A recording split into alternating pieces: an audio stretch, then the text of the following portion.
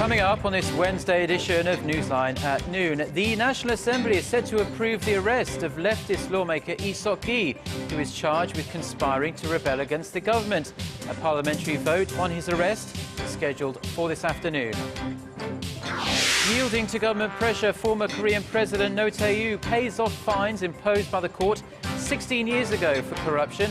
His predecessor Chun Doo-hwan is reportedly preparing to cough up a large portion of his unpaid fines. Plus, leading members of US Congress and the French president endorse President Obama's push for a punitive military strike on Syria. South Korea's defense minister says North Korea could have connections to Syria's chemical weapons stockpiles. These stories and more on Newsline at Noon.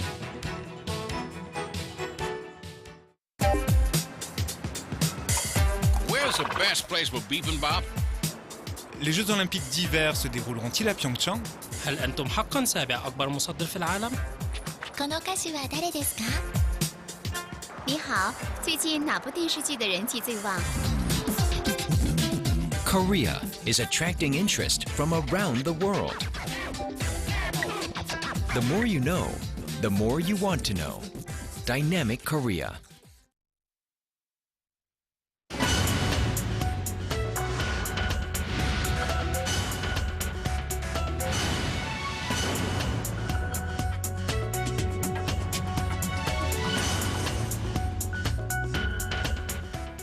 Thanks for joining us. You're watching Newsline at Noon. I'm Choi Yu-sun in Seoul. Very good to have you with us. I'm Mark Broom. We start with the latest political scandal that's rocking the nation. The National Assembly is set to vote today on whether to strip leftist lawmaker Lee Seok-ki of parliamentary immunity from arrest. Lee is accused of conspiring an armed rebellion benefiting North Korea. Yoo-rian reports. The ruling and opposition parties have agreed to vote on whether to approve the arrest of leftist lawmaker Lee Seok-ki on Wednesday afternoon. The Park administration has asked the National Assembly to strip Lee of parliamentary immunity from arrest. The far-left lawmaker of the Unified Progressive Party is accused of conspiring to stage an armed revolt and forming an anti-state organization called the Revolutionary Organization, or RO. He allegedly discussed ways to sabotage the South Korean government and the United States military in Korea with members of the RO if war were to break out with the North. He denies the charges. However, once the arrest motion is passed, the court is expected to issue an arrest warrant for Lee, and an investigation will proceed. In an unrelated bribery scandal, Lee also faces a parliamentary investigation. Lee has been on the list for evaluation by the Parliamentary Ethics Committee since March for election corruption. The two parties agreed to call the Parliamentary Ethics Committee into session to review Lee's eligibility before the Chuseok holiday on September 19th. Yoo-rian, Arirang News. Former President Roh Tae-woo has settled an old debt to the nation and finally repaid the $21 million in unpaid fines he owes for corruption charges. But another former President Chun Doo-hwan has yet to pay up. But as the government moves forward with its wide-reaching campaign against tax evasion and corruption, the pressure is on. Kim Hyun-bin reports. Former Korean President Chun Doo-hwan is expected to repay millions of dollars in unpaid fines to the government after being convicted of taking bribes while in office in the 1980s. He was ordered to pay the fines in 1997, but he refused to do so for years. But now, with the government cracking down on tax evasion and attempting to right the wrongs of the past, the pressure is on Chun to pay what he owes. Chun's second eldest son, Chae-young, said he would pay up to $91 million of the fine during questioning by the Seoul Central Prosecutor's Office on Tuesday.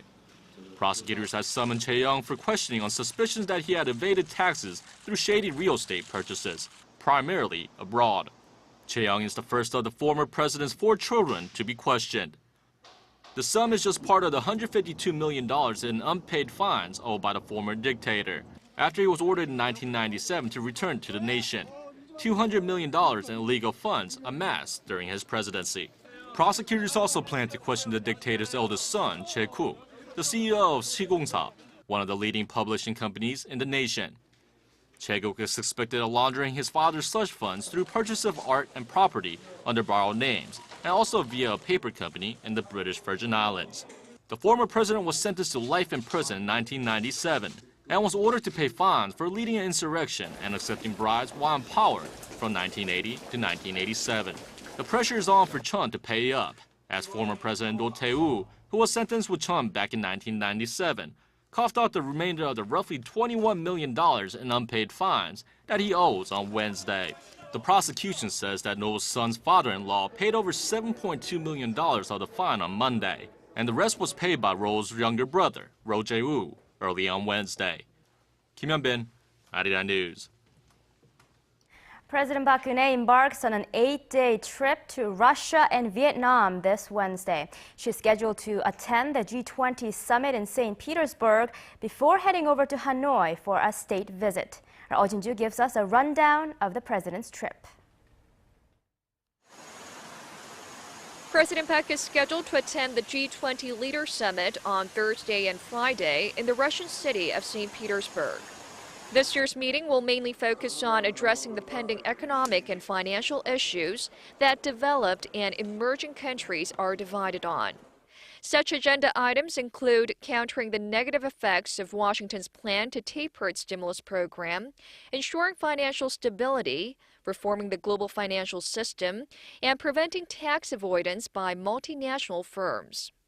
Other major topic points will be tackling unemployment and strengthening international development assistance.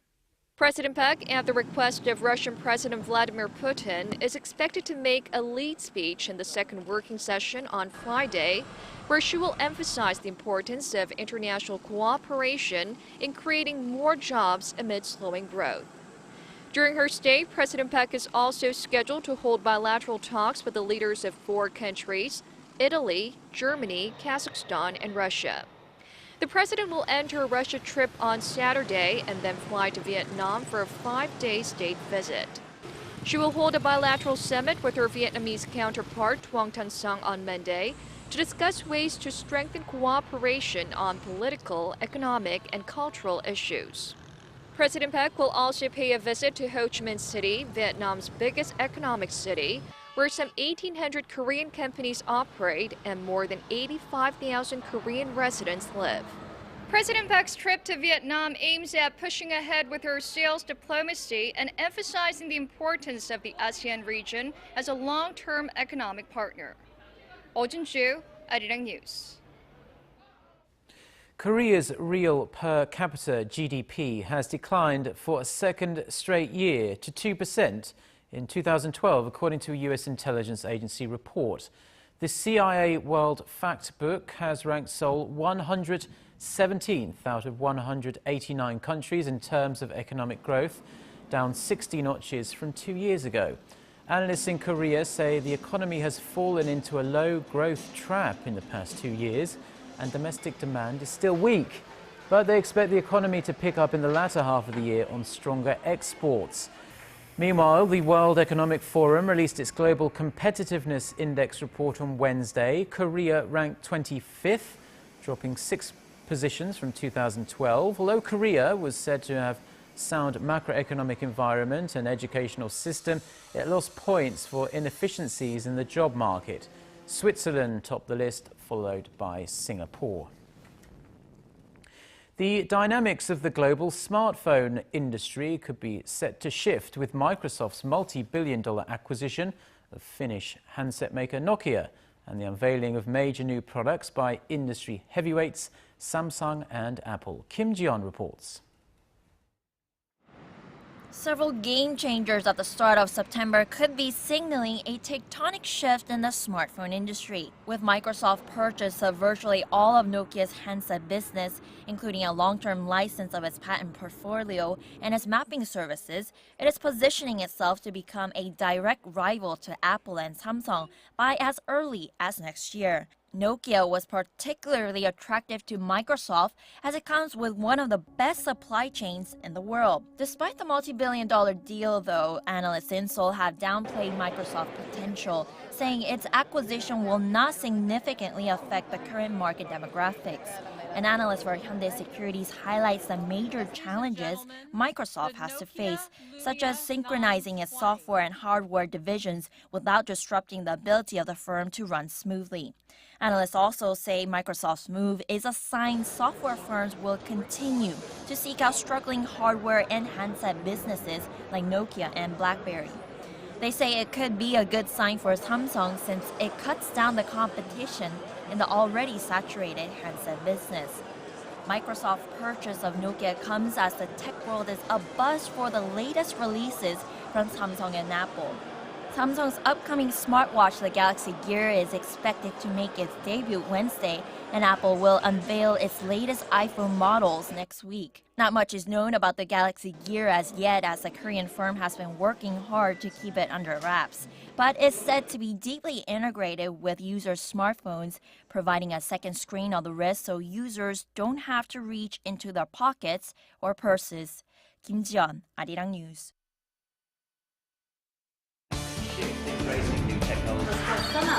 For your fill of Korean and international news. Join Chae Yu-sun and Mark Broom every weekday at lunchtime. Newsline at Noon. Plenary session this Wednesday and vote on the government restructuring bills. U.S. President Barack Obama sought to win congressional support Tuesday for his plans for an attack on Syria, confirming the action would be limited to degrading the Assad regime's military capability. Congressional leaders in response gave their backing. Our Park Ji-won has the latest. U.S. Secretary of State John Kerry and Defense Secretary Chuck Hagel spoke at the Senate Foreign Relations Committee hearing on Tuesday, delivering the Obama administration's intent to carry out a limited military strike against the Syrian regime. He's asking for authorization to degrade and deter Bashar al-Assad's capacity to use chemical weapons. A refusal to act would undermine the credibility of America's other security commitments, including the President's commitment to prevent Iran from acquiring a nuclear weapon. The word of the United States must mean something. Earlier Tuesday, President Obama urged congressional leaders to vote in favor of the U.S. military intervention in Syria. This is not Iraq, and this is not Afghanistan. This is a limited, proportional step that will send a clear message not only to the Assad regime, but also to other countries that may be interested in testing some of these international norms, that there are consequences. Republican Speaker of the House of Representatives John Boehner and Democratic House Leader Nancy Pelosi, who were present at the meeting, said they agreed the U.S. must send a strong message to the Syrian regime. This is something that the United States as a country needs to do. I'm going to support the President's call for action. It is really something that, from a humanitarian standpoint, cannot be ignored, or else we cannot say never again. French President François Hollande has also thrown his support behind U.S.-led military action in Syria. Meanwhile, United Nations Secretary General Ban Ki-moon said Tuesday that the use of force should be done within the framework of the UN Charter. We must consider the impact of any punitive measure on efforts to prevent further bloodshed and facilitate the political resolution of the conflict. Pan added that he will announce the results of the ongoing investigation on the use of chemical weapons in Syria as soon as the findings are complete. Park Ji-won, Arirang News. Staying with Syria, South Korean Defense Minister Kim Kwan-jin said on Tuesday there could be a chemical weapons connection between Syria and North Korea. Responding to a question during a parliamentary committee meeting, the minister said signs of Pyongyang's cooperation with Damascus were detected at the southeastern Busan port, but did not elaborate further. As for Washington's transfer of wartime operational control to Seoul by 2015, Kim said the two allies share the idea the current deadline is not in Korea's best interests. He added that the Defense Ministry is in discussions with the U.S. over delaying the deadline in consideration of the current security situation. Israel and the United States have tested a new air defense system, launching a missile from the Mediterranean Sea. Israel's defense ministry said the final test Tuesday of its latest version of the so-called Sparrow target missile was successful, with the missile following its correct path toward the Israeli coast. A spokesperson for the ministry wouldn't elaborate on whether the test firing was meant to send a message to Syria, given the heightened tension in the region. The Pentagon said it provided technical assistance and support to the Israelis for the test launch. A military court in Egypt has sentenced dozens of Muslim Brotherhood members to lengthy prison terms for shooting and attacking the army in Suez last month, following a military crackdown against supporters of former President Mohamed Morsi. One person was sentenced to life in prison, while 3 received a 15-year imprisonment and 45 others 5 years each. Morsi, who has been held in custody since his overthrow in July, will stand trial for incitement to kill protesters during clashes in Cairo last year. The interim government has been purging Morsi's Muslim Brotherhood movement as it attempts to clear the way for fresh parliamentary and presidential elections. Now, moving on to the latest at the crippled Fukushima nuclear plant in Japan, a new report claims radiation measurements near one of the leaking tanks have surged their highest level since July. The amount of radiation detected could kill a person in a matter of hours. Kim Min-ji has the details. Radiation readings in a tank containing contaminated water at the crippled Fukushima nuclear plant have risen to lethal levels. Kyodo News reports that the plant operator TEPCO detected up to 2,200 millisieverts of radiation nearby one of the leaking tanks at the plant.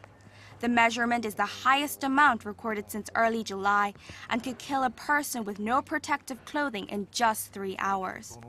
TEPCO officials say this latest development needs to be managed with extreme care. They added the plant workers should be able to limit the amount of radiation they are exposed to by keeping a safe distance. The tank has been under intense checkup after up to 1,800 millisieverts of radiation was detected since late August. There is one ray of hope, however, as TEPCO says there are no traces of leaks from the tank in question. The Japanese government on Tuesday outlined plans to spend around 47 billion yen, or roughly $470 million to stop the toxic water crisis at the plant. Despite this move, many in the international community see it as too little, too late. Kim Min-ji, Arirang News. One of the biggest challenges in cancer treatment is determining the right course of treatment for each patient. But there is good news on this front, as researchers in Korea have found a way to develop an exact course of tailor-made treatment for patients with brain cancer. Son Jung-in reports. A patient surnamed Pyun was diagnosed with stage 3 gastric cancer 2 months ago. But one of the most difficult things for him to deal with was the fact that he didn't know what to expect. Doctors said the surgery went well, but Pyun is still anxious about whether his course of treatment will work or if the cancer will come back. Patients can only rely on doctors. After surgery, the only thing we can do is follow their instructions. I mean, we don't know the exact treatment. Until now, a patient's course of treatment was determined based on their genes. However, a patient could also waste money and time if they were not correctly diagnosed. But local researchers from 3 university hospitals have developed a new form of treatment for brain cancer, which is likely to eliminate some of the uncertainties for patients in the future. Researchers analyzed the movement of patients' intracellular proteins and used the information to set a course of treatment for each individual. What patients most want to know is how long they can survive, what kind of treatment is best for them. That was our main concern, and we finally produced results with a high rate of accuracy. The discovery was featured in the U.S. scientific journal Genome Research. Thus far, the treatment method has only been developed for brain tumors, but the researchers expect to develop other techniques for other kinds of cancer soon. 손정인, Arirang News. Is Korea better known for its traditions or its modernity? Global experts weighed in on this at the 4th Annual Culture Communication Forum earlier this week. Our Connie Lee was there and filed us this report. Korea, the land of the morning calm, is it most commonly known to the world for its cell phones, its impressive conglomerates, or K-pop. Or, with its 5,000 years of history, does the world see the nation for its ancient royal narrative and hearty cuisines, or is it more widely known for its threatening neighbor to the north? In any case, Korea is apparently known for both the traditional cultural elements and the modern. In a survey we conducted, we asked people what they thought of Korea. Both foreigners and locals alike answered that Korea is a country that's a blend of modern and traditional elements. So I thought that this would be a good topic for this year's forum.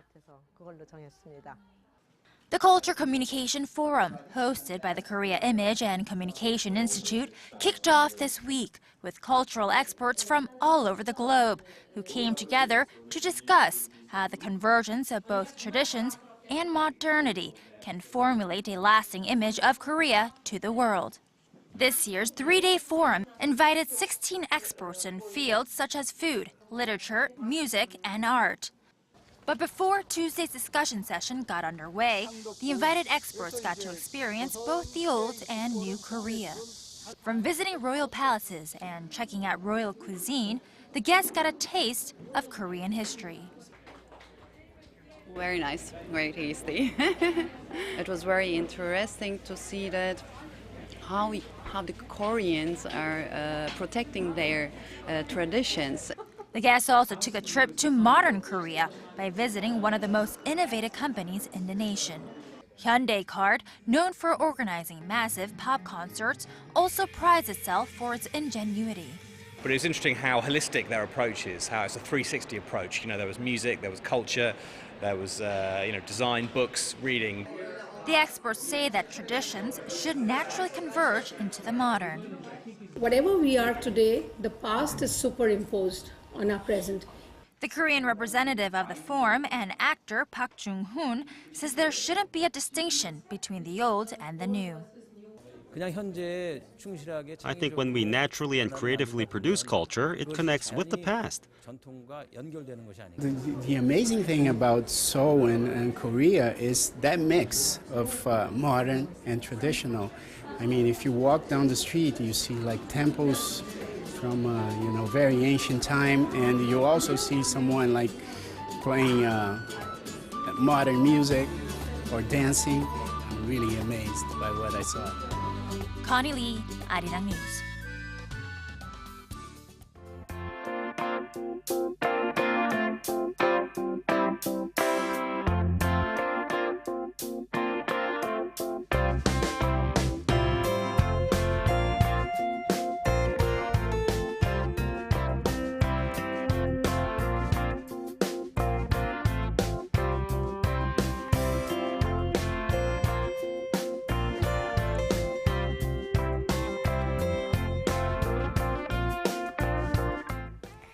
Let's now get an update on the forecast with our weathercaster Lee Ji-hyun standing by at the Weather Center. Good afternoon to you, Ji-hyun. Well, hello guys. Now, have you ever heard the phrase, autumn is the season for men and spring is for women? Can't say I've ever heard of that, Ji-hyun, but I'm sure you're going to tell us what it means. Well, there's no scientific basis for this, but when the weather gets warmer and sunnier with longer days in the spring, women tend to get more emotional, and men get sentimental in the fall for the opposite reason. Very interesting. Well, I want to know what the weather has in store for us. Can you give us an outlook on the weather, Ji-hyun? Of course, but aren't we having some of the splendid weather conditions these days? Blue skies with moderate breeze blowing through. Well, it does feel a tad hot in the afternoon with daytime highs hitting in the high 20s, but it still feels quite chilly when the sun goes down. So please dress accordingly and take good care of your health, as it seems like lots of people are getting sick these days. Well, right now it's looking absolutely clear for for most parts of the country, and we have a dazzling afternoon on tap for today. Now, the weather tomorrow will be similar to today. It will be cool in the morning and evening hours with temperatures hovering in the high 20s. Well, it might not be as sunny as today, but it's going to be one fine day. With that, let's take a look at today's readings. As I said, there's nothing but sunshine for most regions. Our daytime highs will rise to 28 degrees Celsius. That's 82 degrees in Fahrenheit. The afternoon highs in Daegu and Gwangju will get up to 29, and Busan will get up to 27. Now let's see how other regions are looking. It looks like Jeju will be hiking up to 27, and Dokdo and Mount Kumgang will be chilly even in the afternoon hours. Now that's all for Korea, and here's the global forecast for viewers around the world.